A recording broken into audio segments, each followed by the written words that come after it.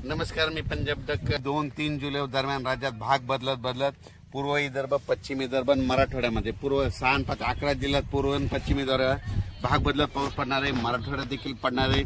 सांगायचं झालं तर हा पाऊस बीड जिल्ह्यात देखील आहे, लातूर जिल्ह्यात देखील पडणार आहे, धाराशिव देखील जिल्ह्यात पडणार आहे, परभणी जिल्ह्यात देखील आहे, हिंगोली देखील आहे. म्हणून हा अंदाज आहे.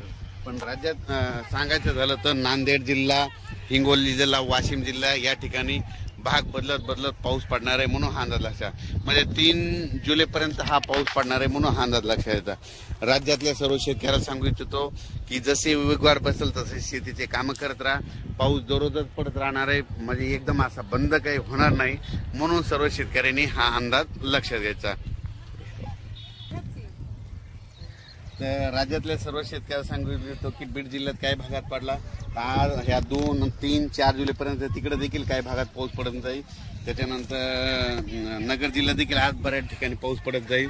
म्हणजे सांगायचं झालं तर पाऊस दररोजच वेगवेगळ्या भागात पडणार आहे. सर्व दूर असं सगळीकडे सारखा पडणार नाही, भाग बदलत पडणार आहे. म्हणून हा अंदाज लक्षात घ्यायचा. आणि त्याच्यानंतर 5, 6 जुलै 7 आणि 8च्या दरम्यान एकदा पावसाचं वातावरण राहणार आहे. पण सगळ्यात वरून राज्याची कृपा फक्त विदर्भावर जास्त, म्हणजे विदर्भात 6-11 जिल्ह्यामध्ये मात्र तिकडल्या भागामध्ये चांगला पाऊस पडणार आहे. म्हणजे हे सांगायचं झालं तर.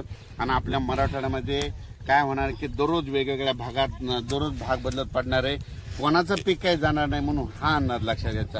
राज्यात मात्र मराठवाड्यातला आणि पूर्व विदर्भ आणि पश्चिम विदर्भ या भागात देखील पाऊस असणारच आहे. म्हणजे 3-4 जुलैपर्यंत दररोज वेगवेगळ्या भागात पाऊस पडणार आहे. एकदम काही बंद होणार नाही, त्याच्यामुळे काही चिंता करायची गरज नाही.